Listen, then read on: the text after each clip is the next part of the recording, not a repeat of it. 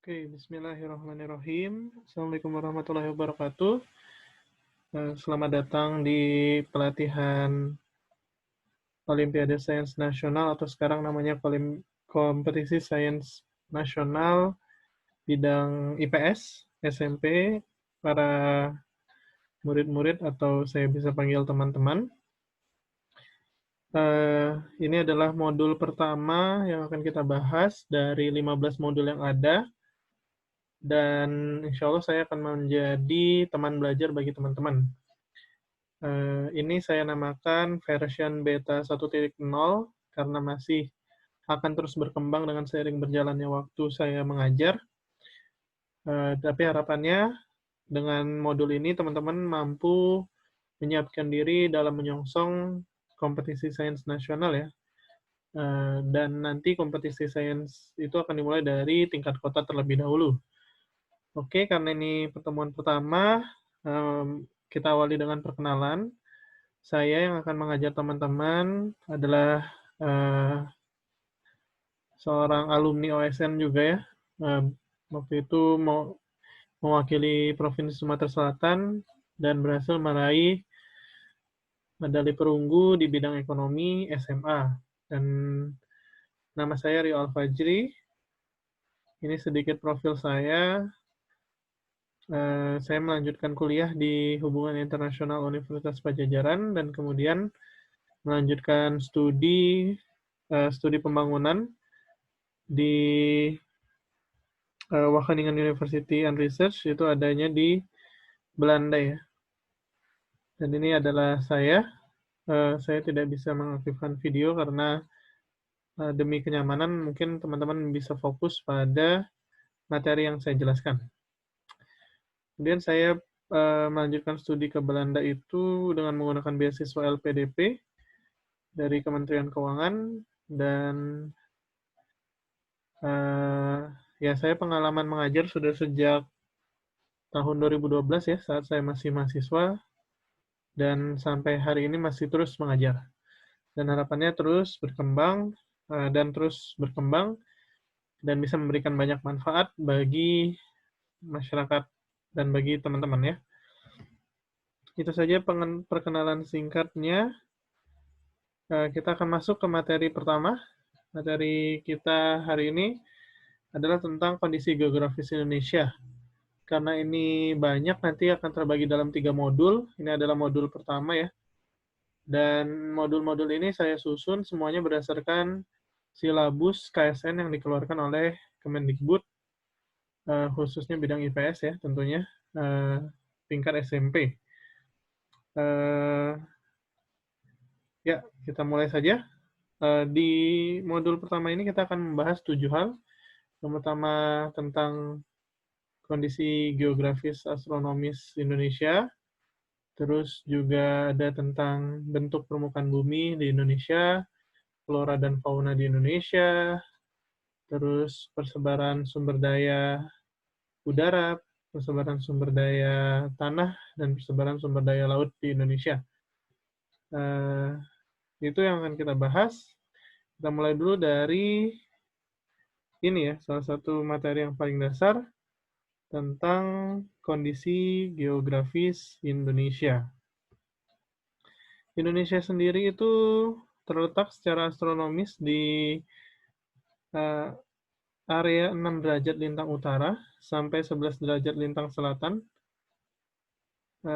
serta dia memiliki belasan ribu pulau ya, yang tersebar di seluruh wilayah Indonesia, baik yang berukuran besar maupun kecil. Jumlahnya itu banyak banget ya teman-teman, dan banyak juga yang belum punya nama, yang jumlahnya itu 13.466 pulau. Dan Indonesia karena banyaknya pulau ini dinobatkan sebagai negara kepulauan terbesar di dunia ya. Luas wilayah Indonesia sendiri itu 5.180.000 kilometer persegi, jadi luas banget. Tapi didominasi oleh laut ya. Jadi kebanyakan laut ya. Luasnya itu 3 juta sekian dan 1.900.000. Nah, ini mungkin kelihatannya nggak sinkron, tapi memang seperti ini ya. Jumlahnya itu begini. Kalau kita jumlahkan, bentar. Iya benar, kalau dijumlahkan benar ya, 5.180.053 kilometer persegi. Nah, ini berarti hampir 70% ya, wilayah Indonesia itu adalah laut. Nah, ini nanti akan berpengaruh juga pada sumber daya yang ada di Indonesia ya, dan tentunya persebaran flora dan fauna. Dan kita bahas dulu tentang letak astronomis dan geografis Indonesia, serta nanti ada geopolitik ya. Dan ini menjadi materi dalam silabus pertama.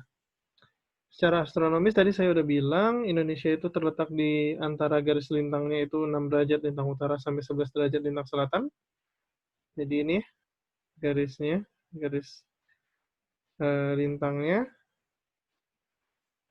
Terus dari 95 derajat bujur timur, lintang utara sampai lintang selatannya yang ini, ya dari atas ke bawah. Kemudian kita masuknya bujur timur ya, semuanya bujur timur. Jadi ini bujur barat. Bujur barat itu kalau teman-teman lihat kebanyakan adalah wilayah-wilayah Amerika ya. Sementara yang lain kebanyakan masuknya bujur timur. Nah, karena Indonesia ini punya letak astronomis yang lintang utaranya itu ada di tengah-tengah, jadi ada di sini kalau teman-teman lihat, ya, dan garis khatulistiwa itu ada di sini, dan Indonesia terpotong oleh garis khatulistiwa. Maka dari itu iklimnya adalah iklim tropis. Nah, bahkan kota-kota yang dilintasi oleh garis khatulistiwa seperti Pontianak itu iklimnya tropis dan cuacanya sangat panas ya. Itu pengaruhnya kondisi letak astronomis kita. Jadi kalau letak astronomis itu bagi yang belum tahu dilihat dari garis lintang ya, garis imajiner yang dibuat oleh para astronom untuk melihat kondisi negara berdasarkan letaknya di permukaan bumi. Kemudian juga letak lainnya itu kita bisa lihat bujur timurnya terbentang sangat luas. Nah, dari sini 95 derajat bujur timur sampai 141 derajat bujur timur juga. Di sini ya.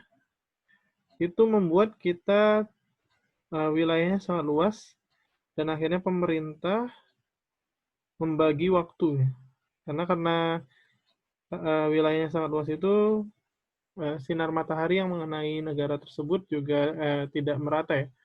Misal kalau wilayahnya kecil aja, misalnya cuma bujur timurnya cuma segini aja, tentu saja itu tidak perlu dibagi waktu karena kondisi mataharinya akan sama terus semuanya. Tapi kalau di kondisi Indonesia dengan astronomi seperti ini, wilayah timur tentu akan terkena sinar matahari terlebih dahulu, baru kemudian ke barat.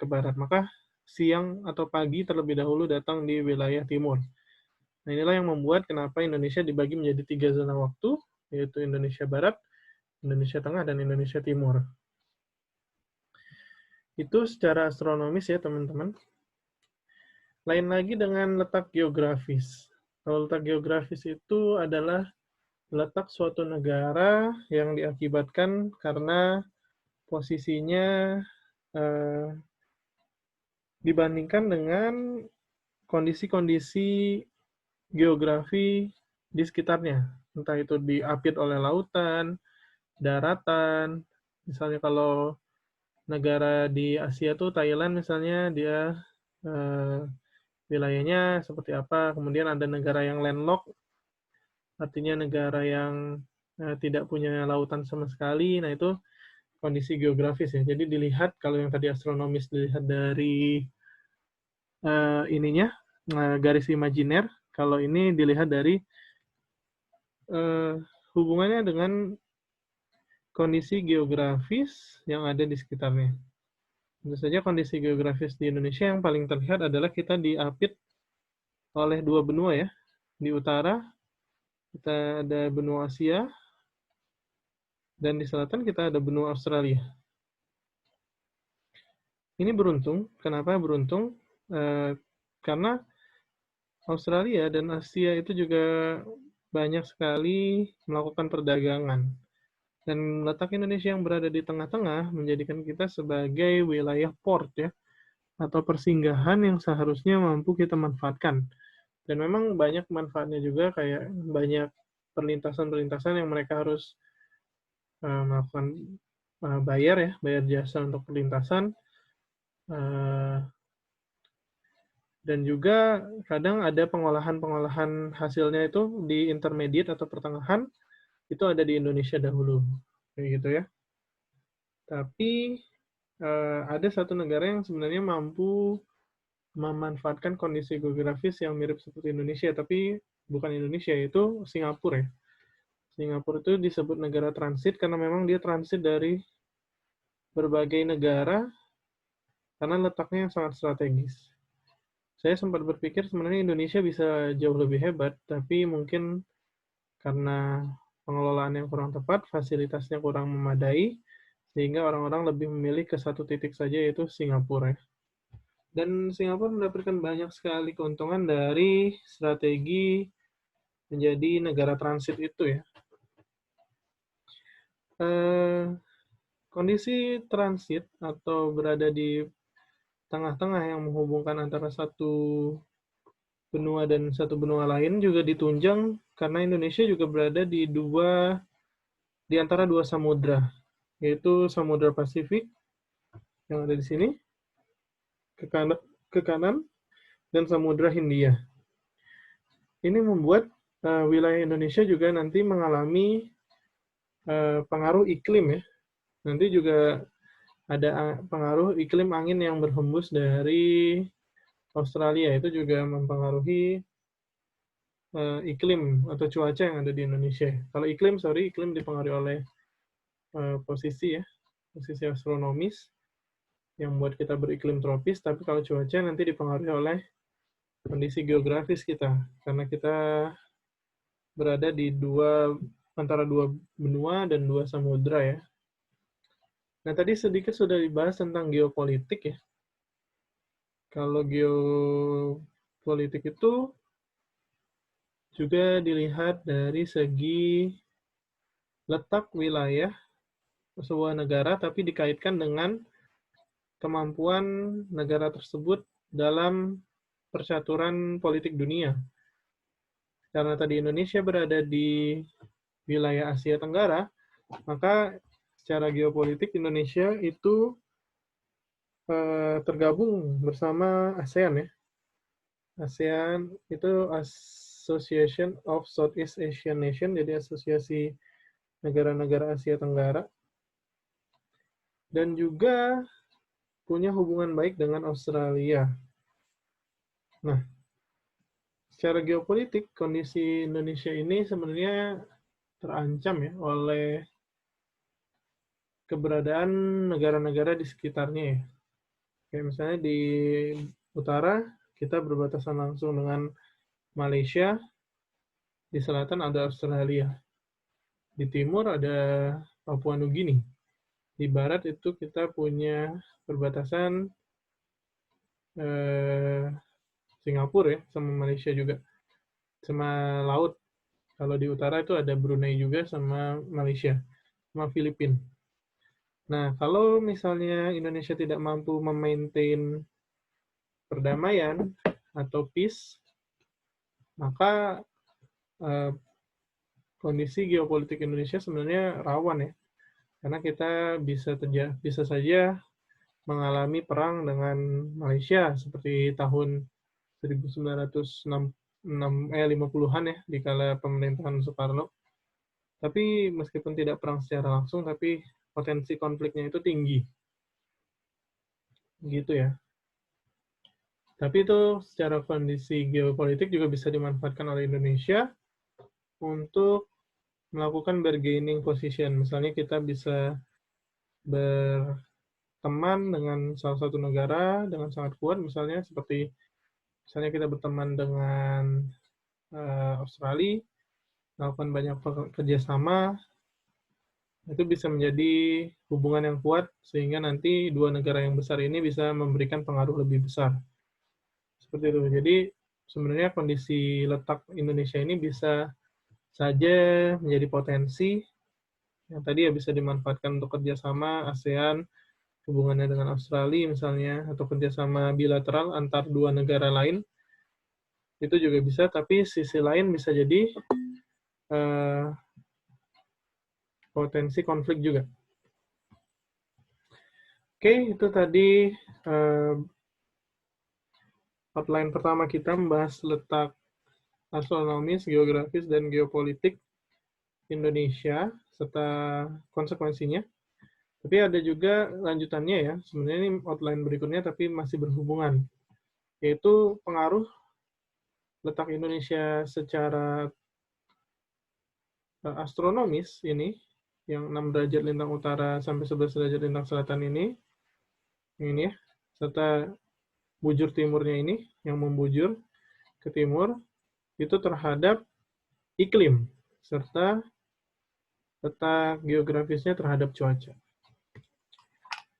Oke, sebelumnya apa itu perbedaan iklim dan cuaca? Sebentar saya minum dulu ya. Oke, aku barusan beres minum, sekarang kita lanjut lagi ya, tentang iklim dan cuaca di Indonesia. Jadi iklim itu beda dengan cuaca ya. Iklim itu adalah rata-rata cuaca pada suatu wilayah dan jangka waktunya relatif lama. Jadi kalau kita bilang iklim, bisa nggak iklim berubah? Bisa, kan seringnya dengan perubahan iklim. Tapi itu jangka waktunya lama dan biasanya juga karena faktor yang sangat urgent, kayak misalnya pemanasan global gitu ya. Tapi beda dengan cuaca yang perubahannya itu relatif tidak lama, misalnya 6 bulan, 3 bulan berubah, atau bisa juga sehari ya. Misalnya cuaca pagi ini panas, yang nanti hujan, nah itu cuaca. Yang biasanya disebabkan oleh faktor-faktor yang relatif kecil, kayak misalnya arah angin, hembusan angin, kayak gitu ya. Nah, tadi sudah aku bilang, kalau Indonesia yang letaknya astronomis itu berada dilintasi oleh garis khatulistiwa ya, yang tadi, itu menyebabkan Indonesia beriklim tropis. Dan cirinya itu adalah suhu yang sangat, bukan yang sangat tinggi ya, kalau sangat tinggi nanti iklim gurun.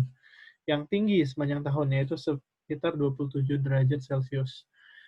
Jadi sebenarnya ini adalah suhu yang enak ya, tidak terlalu panas seperti di Jakarta atau di Arab itu bisa sampai 35 derajat ke atas, itu sangat panas. Tapi juga nggak terlalu dingin, kayak misalnya kita ke mana? Ke daerah yang dekat kutub misalnya itu sampai di bawah 10 derajat, bahkan kalau ininya minus ya. Karena itu dingin sekali itu nggak enak ya. Jadi sekitar 27 derajat Celcius. Dan di daerah tropis ini tidak ada perbedaan yang jauh, berarti antara suhu pada musim hujan dan suhu pada musim kemarau. Kalau suhu dalam musim kemarau mungkin bisa panas ya, bisa sampai 35 derajat Celcius misalnya. Dan itu tergantung daerah, misalnya dataran tinggi akan beda dengan dataran rendah. Di Bandung akan beda dengan misalnya di Aceh ya, dataran tinggi sama dataran rendah. Nah itu, atau di Jakarta, yang panas banget. Tapi relatif nggak ada perbedaan yang sangat jauh. Kisarannya paling dingin 18 lah di musim hujan itu, atau 16 bisa juga kalau di daerah gunung. Tapi kalau misalnya di negara-negara dengan iklim subtropis seperti negara-negara di Asia Tengah atau iklim dingin kayak negara-negara di Eropa, itu perbedaannya bisa sangat jauh. Atau iklim gurun ya. Iklim gurun mah bedanya ketika siang dan malam itu kerasa. Dingin banget ketika malam, panas banget ketika siang. Tapi kalau misalnya bicara tentang cuaca di Eropa misalnya, itu bisa sangat berbeda dari satu musim ke musim lain. Misalnya musim dingin, itu bisa suhu di bawah 6 derajat, tapi kalau musim panas bisa 38 derajat. Jadi bedanya itu sangat kerasa. Nah, itulah yang harusnya kita syukuri berada di daerah tropis ya, karena kita bisa menikmati cahaya matahari sepanjang tahun. Kalau di daerah-daerah tertentu seperti di Skandinavia, negara kayak negara Norway, Norwegia, Finlandia, Swedia, itu dia kalau udah masuk musim dingin, susah banget ngelihat matahari. Bahkan kalau menurut teman saya yang pernah tinggal di sana, bisa jadi ketika musim dingin itu mereka hanya lihat matahari 2 jam atau 3 jam gitu per hari ya, atau bahkan nggak sama sekali karena saking mendungnya. Dan kalau panas musim kemarau itu bisa sampai matahari bisa terus-terusan ada, bahkan teman saya cerita ketika sahur ya, itu bisa sampai ketika puasa maghribnya itu sampai jam satu malam baru maghrib, kemudian langsung sholat isya, sholat maghrib, sholat isya, terus tarawih, langsung sahur lagi. Dan pagi-pagi jam 5 itu udah muncul lagi matahari.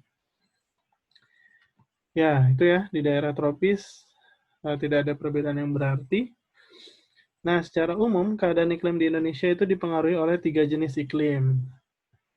Ada iklim musim, iklim laut, dan iklim panas. Apa aja sih ketiga hal itu?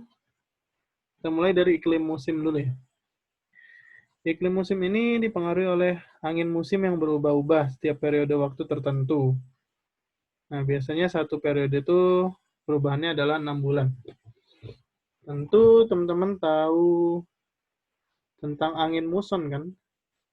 Nah, angin muson ini juga salah satu yang mempengaruhi iklim musim ini ya. Ada 2 angin muson yang mempengaruhi musim di Indonesia ya. Ada angin muson barat dan angin muson timur.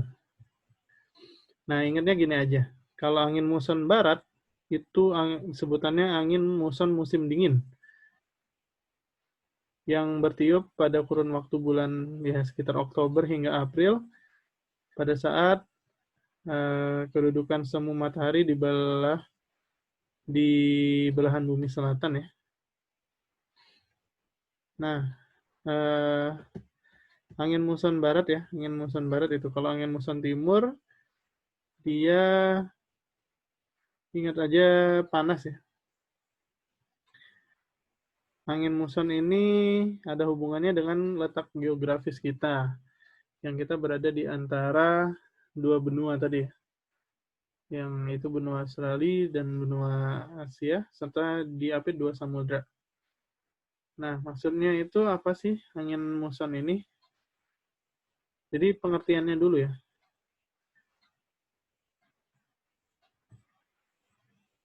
Jadi angin muson itu sebenarnya angin yang bertiup dari barat daya menuju timur laut. Atau sewaktu-waktu bisa berganti, misalnya dari timur menuju barat ya. Jadi kalau kita perhatikan kembali, misalnya di sini, angin muson itu bertiup dari timur ke barat ya, berarti dari timur laut, atau dari sini, atau kebalikan, nanti bisa berbalik. Karena adanya perubahan waktu ya.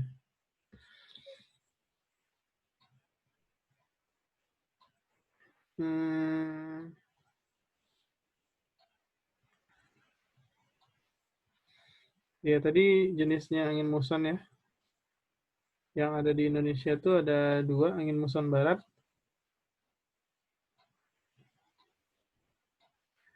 Ini terjadi pada Oktober hingga April. Kalau Oktober hingga April, ingat itu musim apa biasanya? Musim hujan. Ini pada saat kedudukan semu matahari di belahan bumi selatan.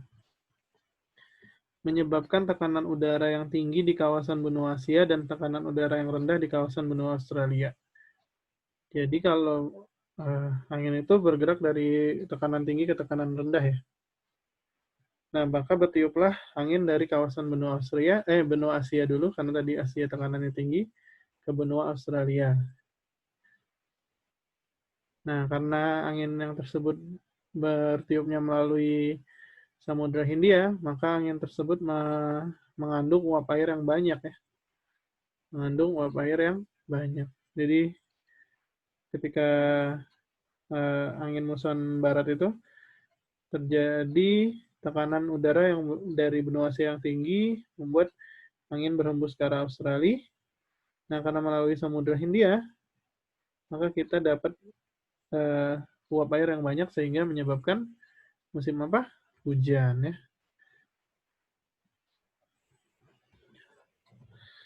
Nah, beda dengan angin muson timur. Angin muson timur itu merupakan angin yang bertiup biasanya bulan April hingga Oktober. Kalau tadi Oktober hingga April, kemudian April habis, April hingga Oktober. Nah, angin muson timur ini bertiup ketika matahari sedang berada di belahan bumi utara. Hal ini akan menyebabkan kawasan benua Australia akan mengalami musim dingin sehingga mempunyai tekanan maksimum, dan pada saat itu benua Asia akan bersuhu lebih panas sehingga mempunyai tekanan minimum. Jadi ingat ya, angin akan bertiup dari daerah yang mempunyai tekanan maksimum ke daerah yang mempunyai tekanan minimum. Ini menurut hukumnya Bayes-Bellot ya. Jadi hukum Bayes-Bellot itu yang tentang udara bergerak dari tekanan tinggi, tekanan rendah, tekanan maksimum ke tekanan minimum. Karena menuju ke utara, maka angin dibelokkan ke arah kanan. Nah, karena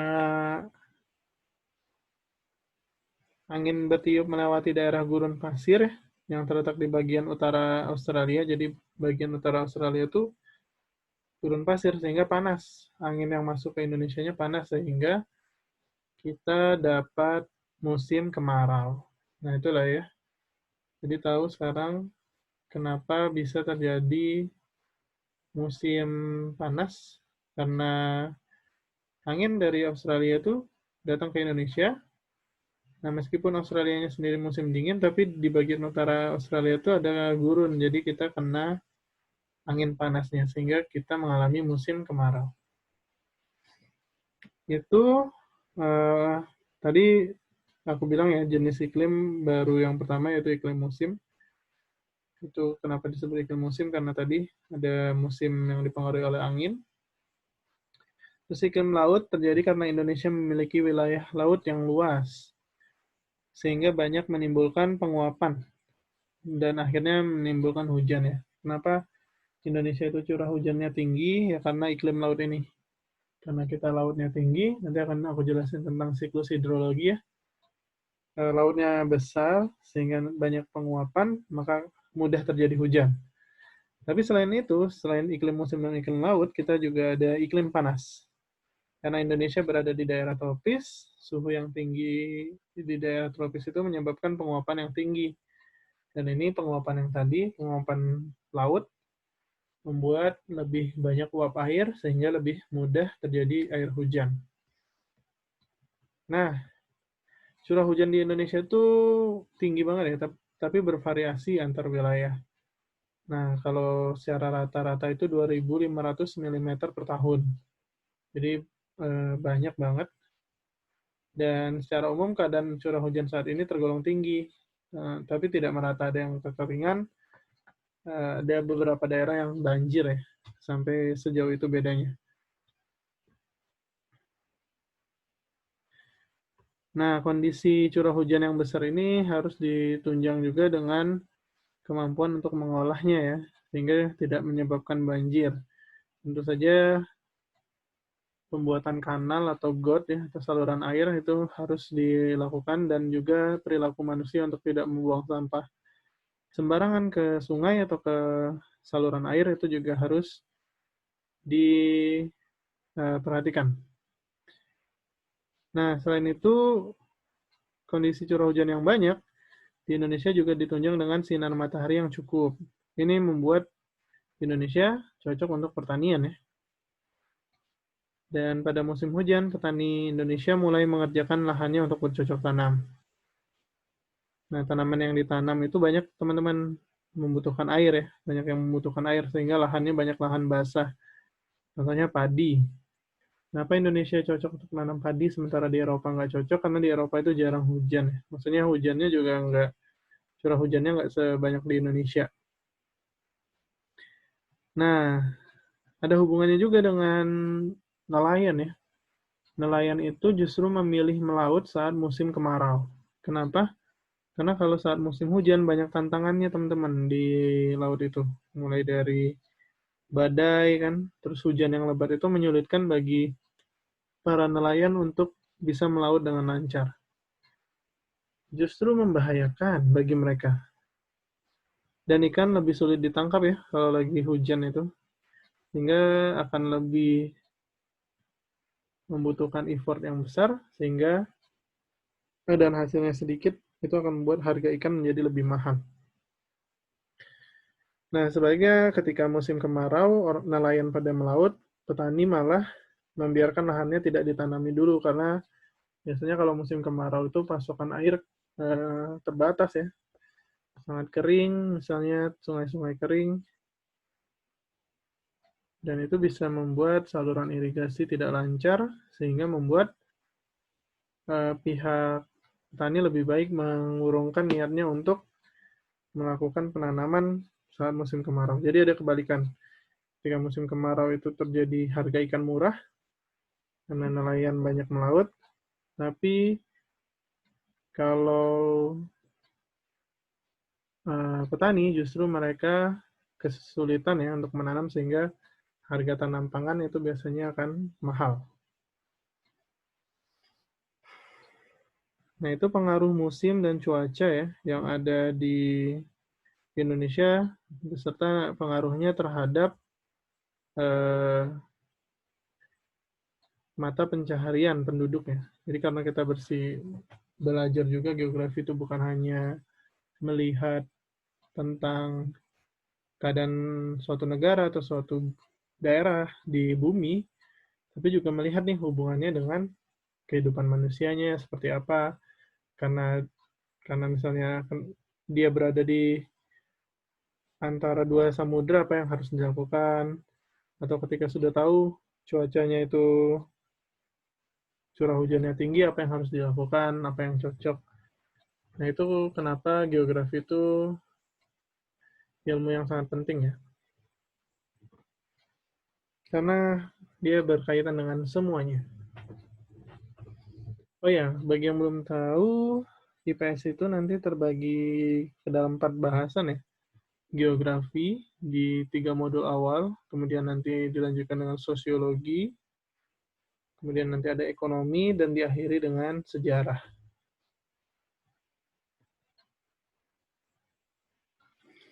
Oke, silakan dipahami dulu materinya.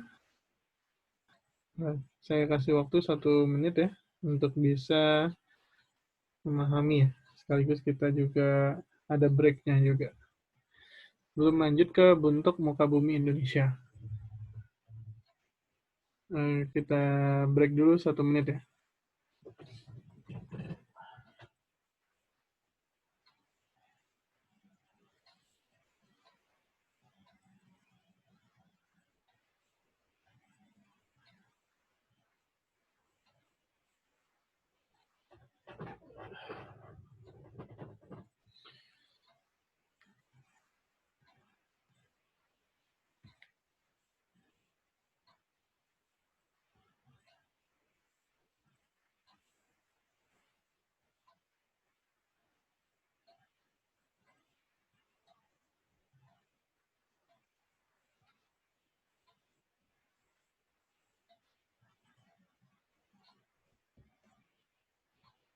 Sambil teman-teman perhatikan peta ini ya. Ini tugas pertamanya sebelum kita lanjut penjelasannya. Coba perhatikan peta yang ada di sini, di sisi kanan layar teman-teman.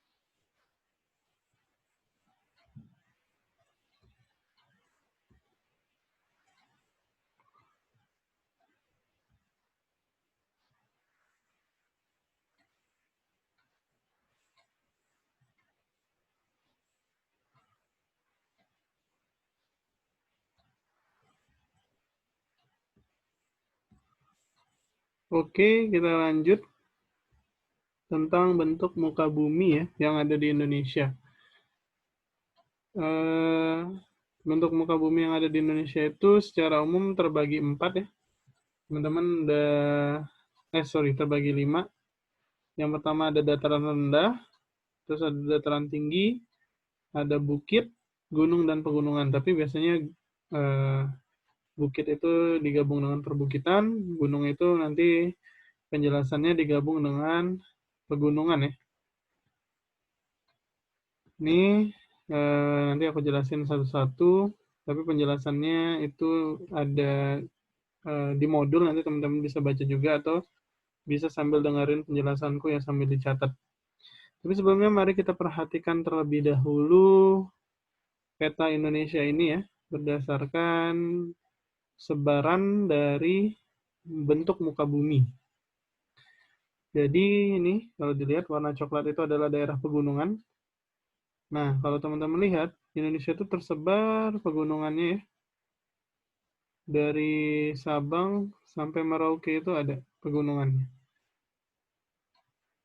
Nanti ini ada akibatnya ya. Terus ada dataran rendah juga. Di sini ini perbukitan ya, daerah perbukitan. Yang warna hijau ini perbukitan. Kemudian dataran rendahnya di sini. Ya, ada dataran rendah. Ada dataran tinggi daerah sini. Biasanya dingin ya di dataran tinggi itu. Tersebar juga nih. Di Jakarta itu dataran rendah ada kuning ya. Nah, Indonesia berada di sebuah sirkum yang dinamakan Ring of Fire ya. Pegunungan sirkumnya dibagi dua, yaitu sirkum Mediterania dan sirkum Pasifik.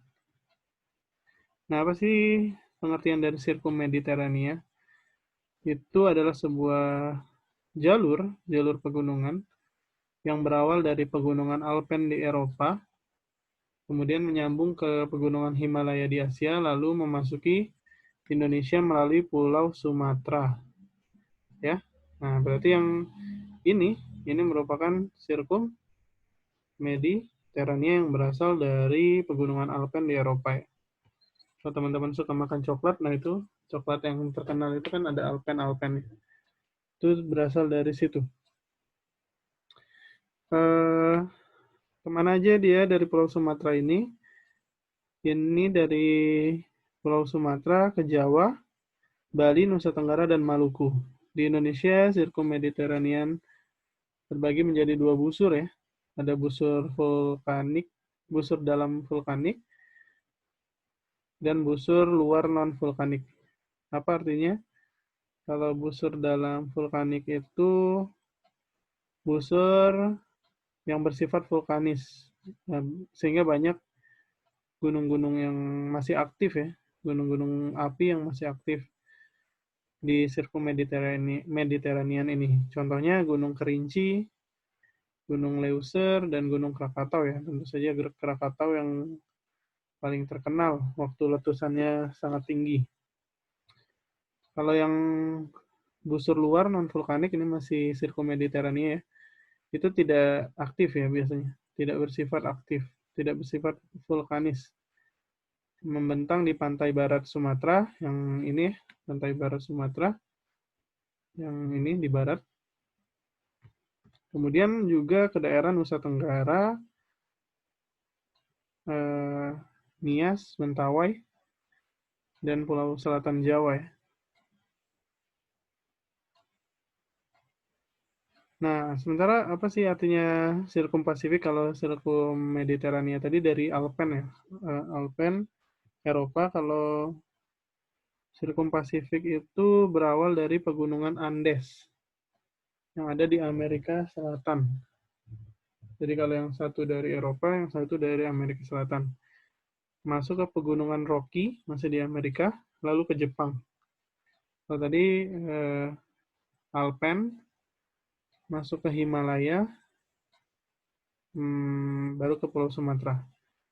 Kalau ini Jepang, Filipina, masuk ke Indonesianya melalui Sulawesi dan bercabang ke masuknya dari sini ya berarti dari Filipina, Sulawesi ke Halmahera hingga Papua. Jadi kalau ditanya ini adalah Sirkum Mediterania, ini juga nih yang berasal dari pegunungan Alpen. Kalau ini masuknya lewat pegunungan Himalaya.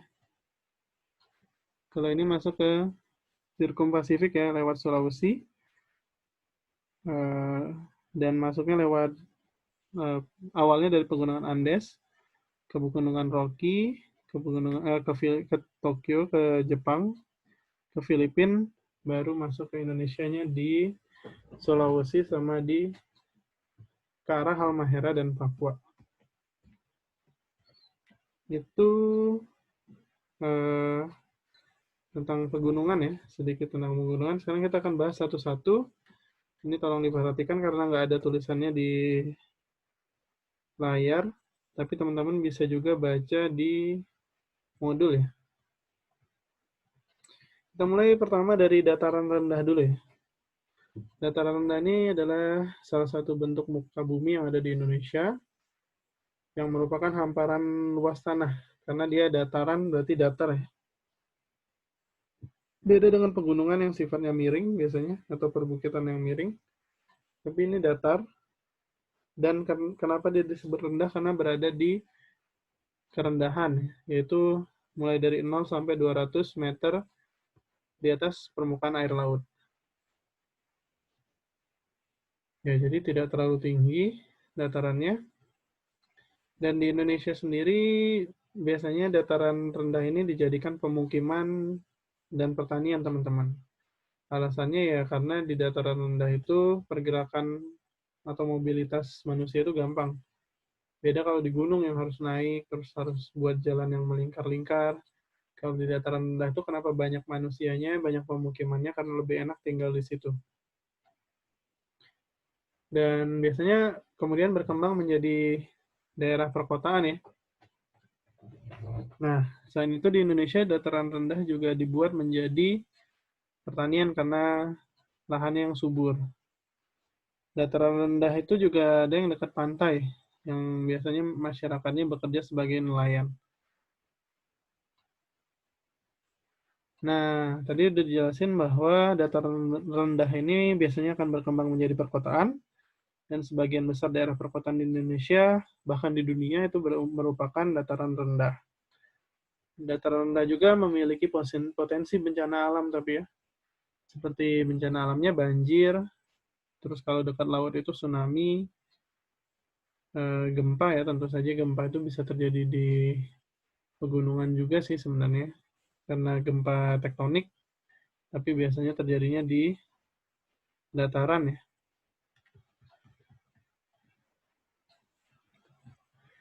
Kemudian kita masuk ke bukit atau ke dataran tinggi dulu deh. Kalau dataran rendah itu 0 sampai 200 meter di atas permukaan laut. Kalau dataran tinggi itu bentuk muka bumi yang datar juga, tapi tingginya biasanya lebih dari 400 meter di atas permukaan air laut. Mobilitasnya masih mudah karena dia datar, jadi banyak juga ditempati sebagai pemukiman dan pusat perekonomian. Dan uniknya, di dataran tinggi ini biasanya juga jadi tempat wisata karena iklimnya yang relatif lebih sejuk ya. Suhunya yang lebih sejuk dan pemandangannya biasanya indah juga. Biasanya contohnya ini adalah Bandung dan Dieng ya. Dataran tinggi Dieng, mungkin teman-teman sering dengar. Aktivitas penduduknya di bidang ekonomi biasanya juga ada pertaniannya. Kalau di dataran rendah tadi pertanian juga banyak dan biasanya air basah, pertanian basah karena dia pakai apa namanya? Sawah kayak gitu ya. Nah, kalau di sini pertaniannya biasanya buah-buahan ya. Nah, agar mudah menanam, biasanya penduduk menggunakan teknik sengkedan dengan memotong bagian lereng tertentu agar menjadi lebih datar. Nah, teknik ini juga bermanfaat mencegah ini ya, erosi ya, yang yaitu pengikisan oleh air. Jadi daripada terjadi erosi, lebih baik dibuat sengkedan. Masih banyak juga yang menanam padi dan sayuran ya. Suhu yang tidak terlalu panas juga banyak dimanfaatkan oleh para penduduknya untuk menanam tomat ya. Cabai itu kebanyakan ditanam di wilayah yang sejuk.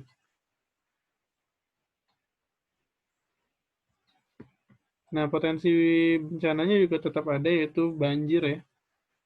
Banjir biasanya terjadi juga di dataran tinggi, meskipun biasanya lebih beresiko yang dataran rendah, karena dataran tinggi biasanya mengirim air ke dataran rendah. Contohnya, Jakarta itu banyak dapat kiriman air dari Bogor, dari Puncak ya.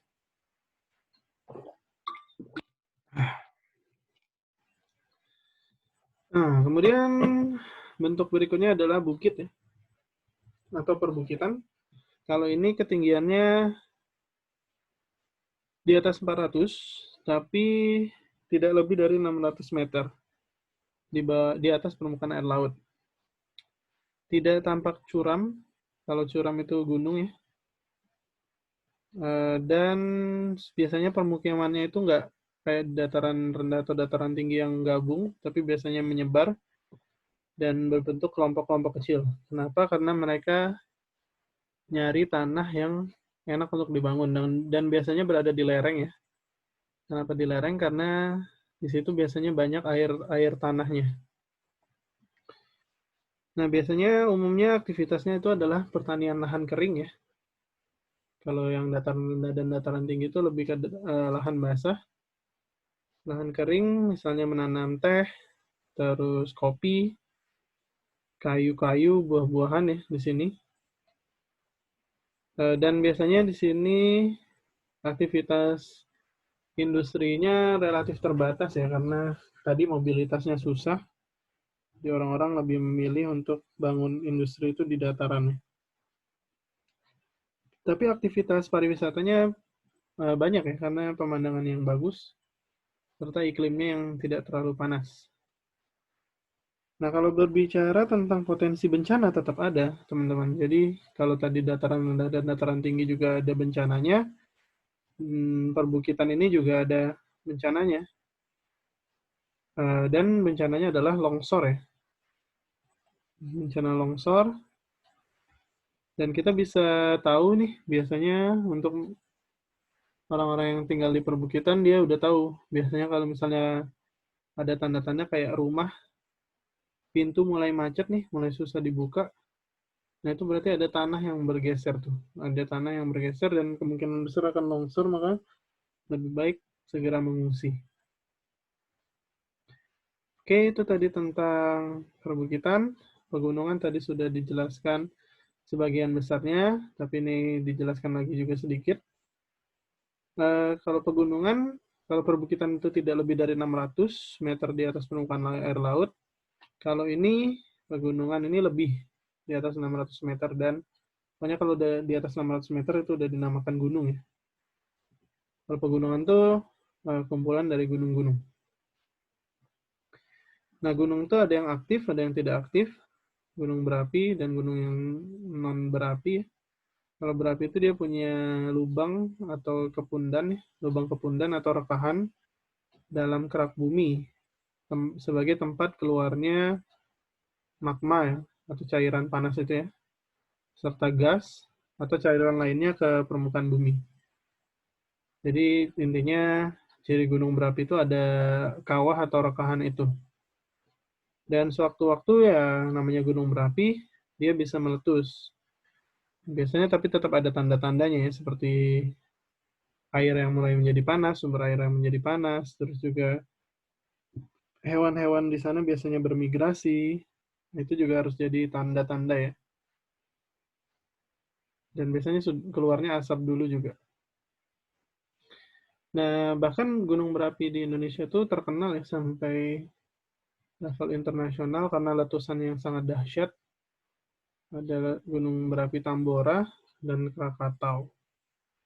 Biasanya tetap ya, karena Indonesia itu negara yang sangat subur, di pegunungan juga menjadi lahan pertanian juga.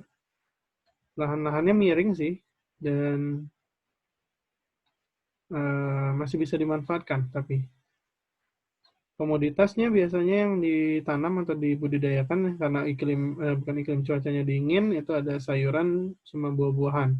Jadi biasanya tanah kering ya, atau kayu-kayu tertentu yang ditanam ya.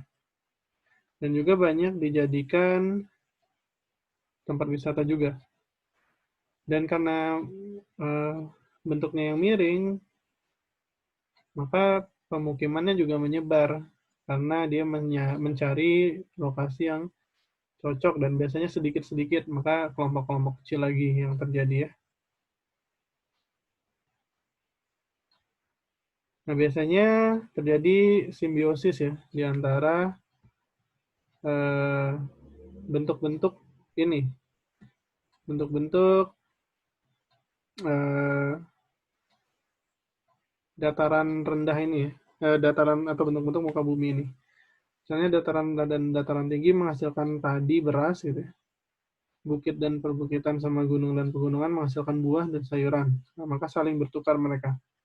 Dataran rendah banyak produk industrinya, di sini banyak sayuran dan buah-buahan, maka saling bertukar juga. Gitu.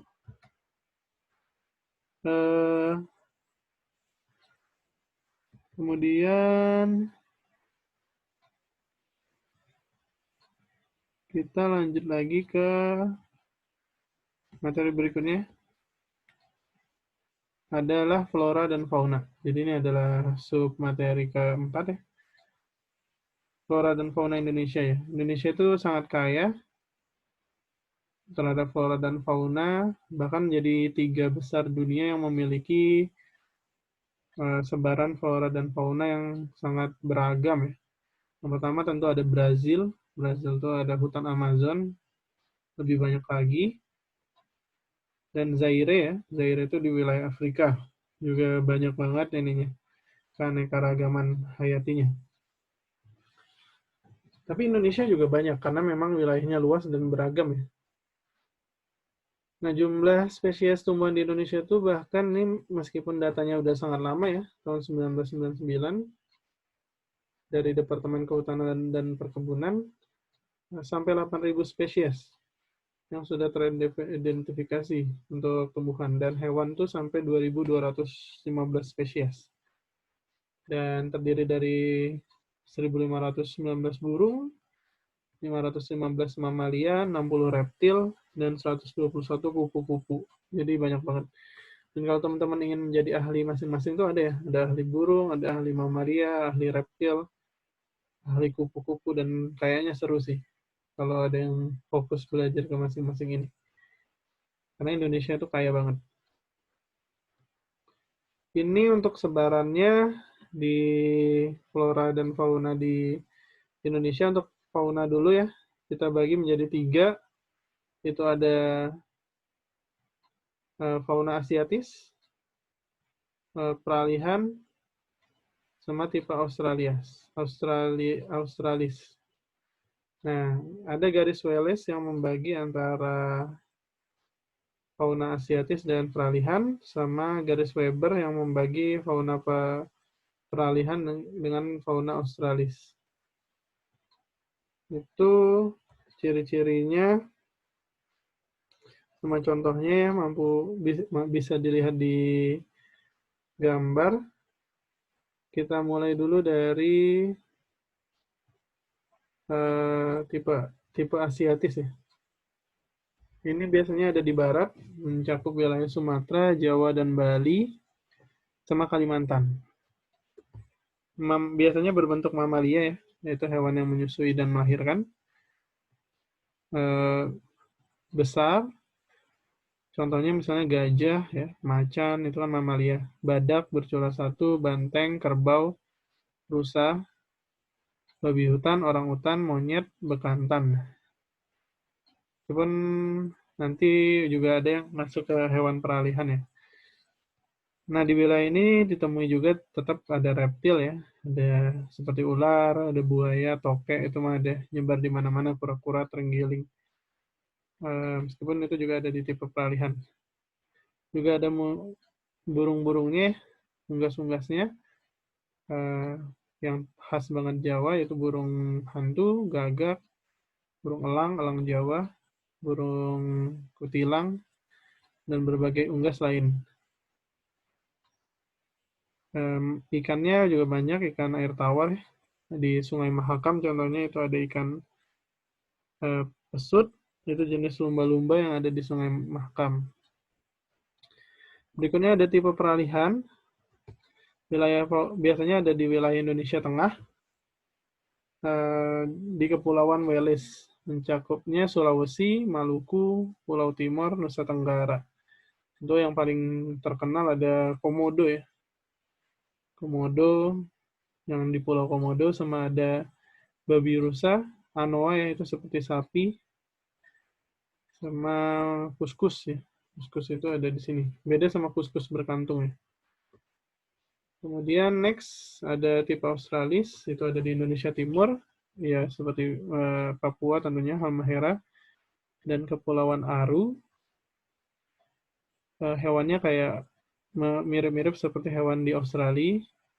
Itu kanguru, beruang, ada beruang juga, ada walabi, landak, irian, kuskus berkantung, sama kanguru pohon ya. Itu macam-macamnya. Nah, sekarang kita ke flora.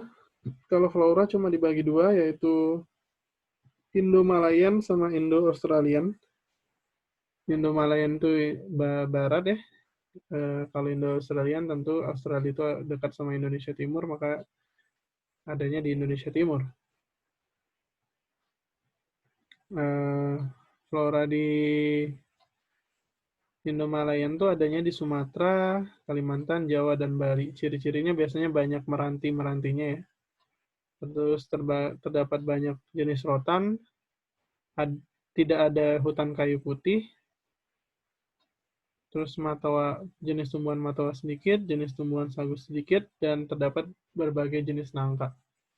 Beda sama Indo-Australian, kebalikannya aja, meranti-merantinya hanya sedikit, tapi hutan kayu putihnya banyak tumbuhan bersagu, tapi tidak ada jenis rotan dan tidak ada jenis nangka sama sekali. Itu tentang ini ya, tentang perbedaan Indonesia Barat itu kita sebut juga Indo-Malayan, Indonesia Timur, Indo-Australis. Nah, sekarang kita ke 3 sumber daya ya, yaitu sumber daya udara, sumber daya tanah, dan akhirnya nanti sumber daya air atau laut. Sumber daya udara dulu. Sumber daya udara itu juga ada. Jadi kalau ditanya sumber daya di Indonesia itu apa aja, nggak hanya mineral, nggak hanya tanahnya, nggak hanya airnya, tapi udaranya juga. Terbagi menjadi dua, yaitu sumber daya angin dan gas. Kalau angin itu adalah udara yang bergerak ya, dari satu tempat ke tempat lain. Kayak angin muson tadi kan bergerak dari Asia ke Australia, angin muson barat dari Australia ke Asia, atau ke Indonesia itu angin muson timur. Nah, sumber daya angin ini salah satu penerapannya ya, penggunaannya itu adalah pembangkit listrik tenaga Bayu. Jadi Bayu itu kalau belum tahu artinya angin ya. Kebetulan adik saya namanya juga Bayu. Ada PLTB atau pembangkit listrik tenaga Bayu itu mulai dikembangkan sejak tahun 2002. Jadi menggunakan kincir angin gitu ya. Dan ini banyak sebenarnya udah digunakan di Eropa ya, terutama Belanda. Jadi menggerakkan turbin menggunakan bantuan angin. Jadi rotor di dalam generator yang ada di turbin itu menghasilkan listrik. Tapi ada kelemahannya di Indonesia karena anginnya tidak terlalu kencang seperti di Belanda, dan biaya perawatannya biasanya mahal. Nah, selain sumber daya angin, ada juga sumber daya gas. Jadi di dalam udara itu terdapat gas-gas ya, partikel-partikel gas yang meskipun kecil itu akan bermanfaat ya bagi banyak hal. Jadi udara itu terbagi atas 3 unsur utama kalau teman-teman belum tahu, yaitu uap air, aerosol, dan udara kering. Udara kering inilah yang mengandung berbagai jenis gas. Ada 78% total gas kering yang terdiri atas gas nitrogen. Nah, jadi biasanya didominasinya oleh nitrogen. Yang lainnya sisanya 20%-nya oksigen. Yang lain kecil-kecil, 0,93% itu argon, karbon dioksida bahkan lebih kecil lagi 0,003, dan gas-gas lain yang lebih kecil, neon, helium, hidrogen, kripton, ozon, metana ya untuk buat kimia ya, pupuk itu, dan radon. Ini beberapa contoh. Ada gas oksigen tentunya untuk nafas dan pembakaran ya manfaatnya. Ada gas nitrogen yang banyak tadi gunanya untuk pembekuan darah. Misalnya kalau kita industri kesehatan itu untuk membekukan darah, untuk membekukan sumsum tulang. Terus juga biasa dijadikan bahan kimia. Gas argon itu kalau teman-teman punya bola lampu itu panasnya itu ditahan oleh gas argon. Terus gas karbon dioksida itu ada untuk membuat minuman kaleng. Makanya sering disebut minuman berkarbonasi yang ada gas-gasnya itu. Terus gas helium itu untuk mengisi balon udara. Oke, sekarang kita masuk ke potensi dan persebaran sumber daya tanah ya. Kalau ini karena dia udara dan gas, dia tersebar secara merata ya. Oke, ini juga sama, nggak saya tulis secara lengkap di sini, tapi ada di modul, jadi sambil bisa juga disimak modulnya ya, di potensi sumber daya tanah ya. Tapi apa sih sebenarnya sumber daya tanah itu? Jadi sumber daya tanah itu adalah sumber daya alam yang berasal dari komponen yang ada di bumi, yaitu berupa hasil pelapukan batuan. Jadi tanah itu sebenarnya batuan yang melapuk ya, yang ditumbuhi lumut misalnya, terus melapuk menjadi tanah. Lapuk tuh pecah ya.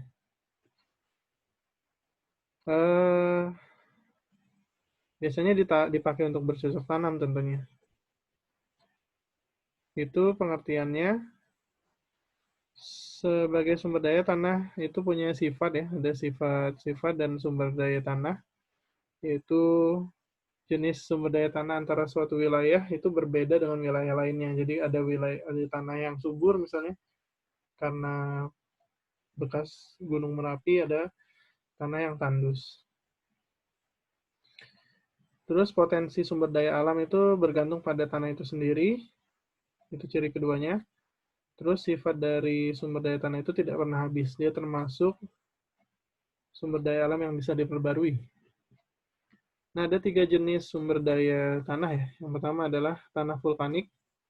Seperti namanya, berarti dia dihasilkan dari peristiwa meletusnya Gunung Merapi atau vulkanis. Jadi ketika Gunung Merapi meledak, itu keluar material erupsi berupa lahar dan lava.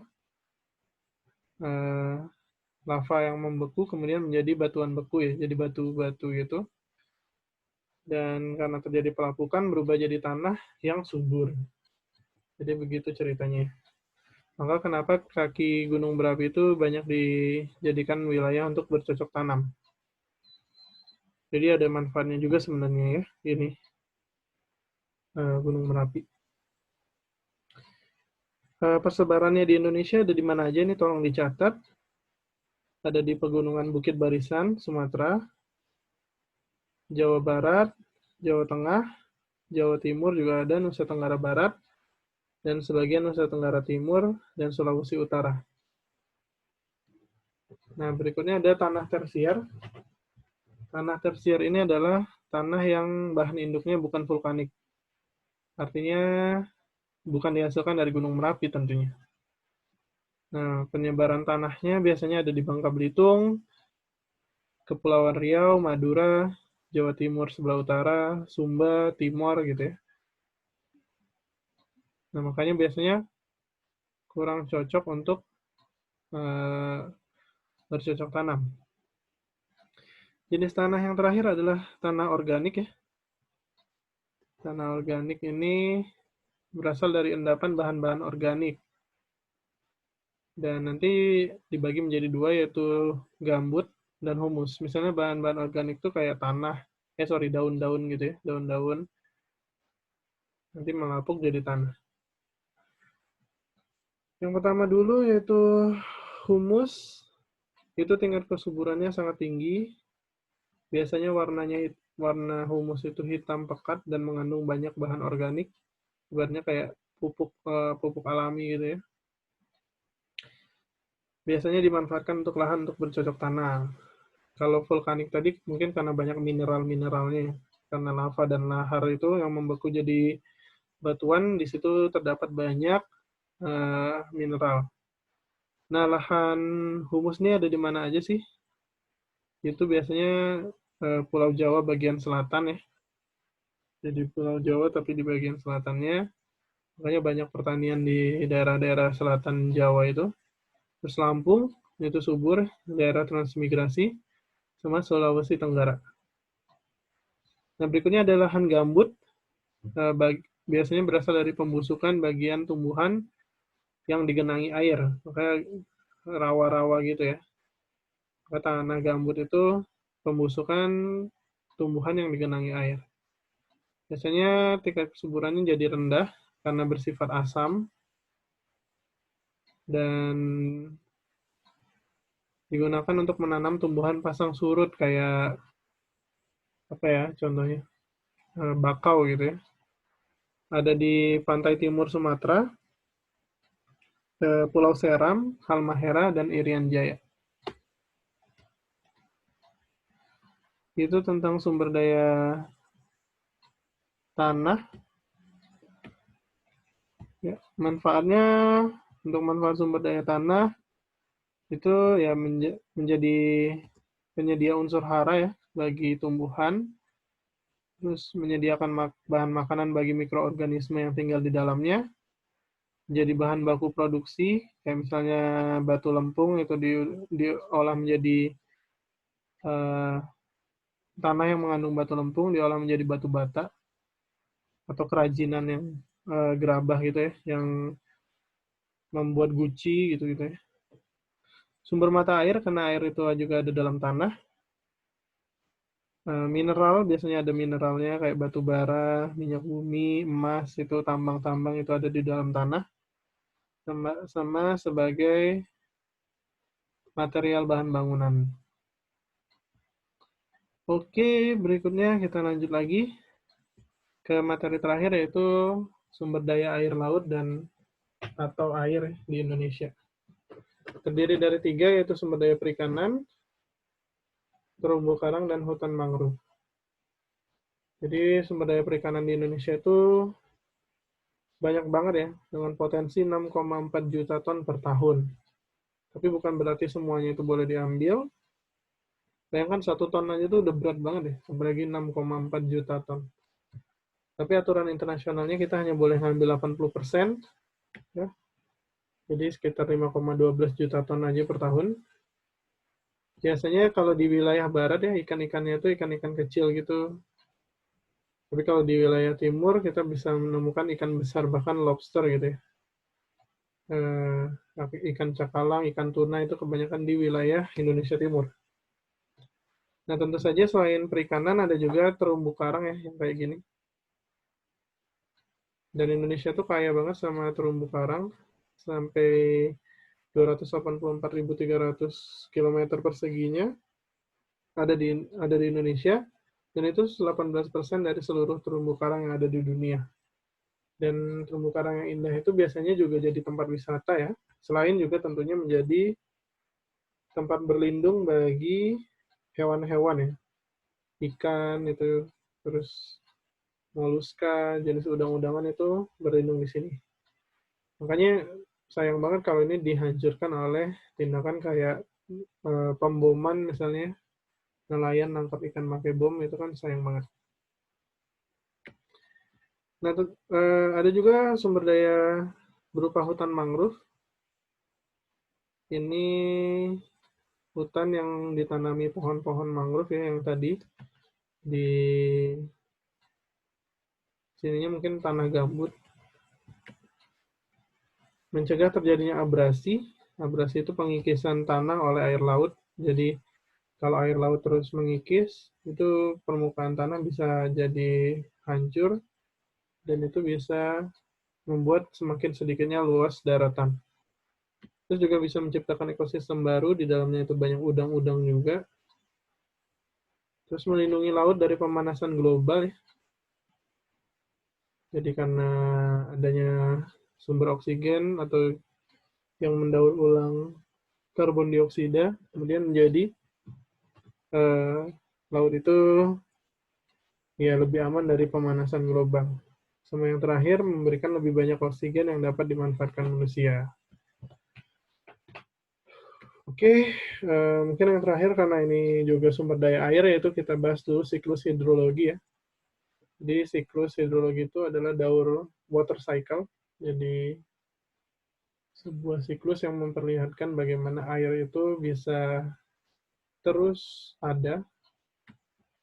Yang pertama adalah evaporasi, yaitu penguapan air laut terutama, yang kemudian dia berkumpul ya menjadi awan ya. Nah, evaporasi itu juga disertai juga oleh transpirasi ya. Transpirasi itu adalah istilah untuk penguapan juga, tapi bukan dari apa namanya? Bukan dari air laut, tapi dari tumbuhan atau dari manusia sendiri. Itu ada juga transpirasi. Nah, ketika sudah dia bertranspirasi, dia akan berkondensasi, membentuk awan, berbentuk kristal-kristal. Dia akan membentuk awan. Itu disebut sebagai apa tadi? Kondensasi. Nah, setelah kondensasi terjadi, awan itu bisa bergerak tuh, bisa bergerak sehingga kita sebut sebagai adveksi. Dia akan bergerak ke sini, berpindah. Nanti ada evaporasi lagi dari danau misalnya, terus ada transpirasi lagi dari tumbuhan, atau bisa jadi langsung hujan ya, langsung terjadi presipitasi. Jadi adveksi itu nggak langsung, nggak selalu terjadi. Jadi bisa jadi siklus pendek. Kayak misalnya di laut dia udah berevaporasi, kemudian berkondensasi jadi awan, kemudian langsung hujan. Hujan itu presipitasi ya namanya. Karena banyak uap air, wilayahnya udah dingin, sehingga turun hujan. Maka proses adveksi yaitu berpindahnya awan itu tidak selalu terjadi. Biasanya kalau di siklus yang pendek itu nggak terjadi. Siklus menengah nanti di sini, misalnya udah hujan, nah nanti dia presipitasinya di sini. Tapi kalau siklus panjang dia sampai ke daerah gunung ya. Ke daerah gunung nanti ada runoff tuh hujan turun, terus runoff tuh turun dari permukaan tinggi ke permukaan yang rendah. Nah, kan nggak semua air itu akhirnya masuk ke laut lagi, nggak semuanya runoff ke danau atau ke laut lagi, tapi ada yang masuk ke dalam air, ke dalam tanah. Itu disebut infiltrasi, yang kemudian menjadi air tanah atau groundwater, yang biasanya dimanfaatkan kalau di rumah teman-teman itu ada yang pakai sumur, nah itu air tanah. Tapi air tanah akhirnya akan dipakai lagi untuk mandi, masak misalnya. Kemudian nanti menguap lagi, akhirnya jadi hujan lagi. Ya, begitu adalah siklus air. Oke, itu saja materi untuk hari ini. Modul pertama kita sudah selesai. Kayaknya ini 1 jam lebih. Terima kasih. Nanti kita akan lanjutkan lagi. Bila taufik walhidayah. Assalamualaikum warahmatullahi wabarakatuh.